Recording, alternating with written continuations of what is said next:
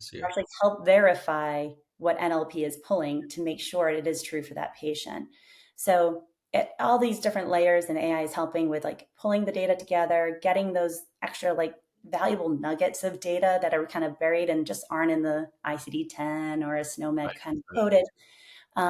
Or even it's like having the AI detect maybe a physician circled a yes or no on a form for a patient and it Yeah. knows what that question said and what the yes circle means.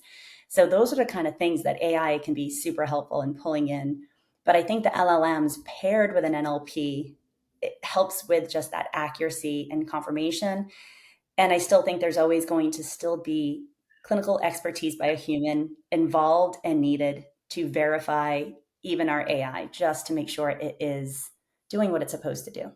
Yeah, and I believe in that. I feel that, as long as we are touching another human, the human element of is going to stay within the healthcare industry. It's not going away. Although health AI is trying to scare all the jobs away, and that's the narrative. But I don't know. I'd love to hear your thoughts where you see, because I'm pretty sure companies are now started thinking about like, how do we evolve, how do we go from here so that we don't get left behind competition, at the same time optimize everything. Yeah, I do agree. I think AI is has been and probably still continues to be a little bit scary to a lot of folks, but I think it's something one we all know we have to embrace it. It's not going away. It's not a fad that's just here, but it can really help support us. It can make us more efficient in how we do things. We can get things done faster.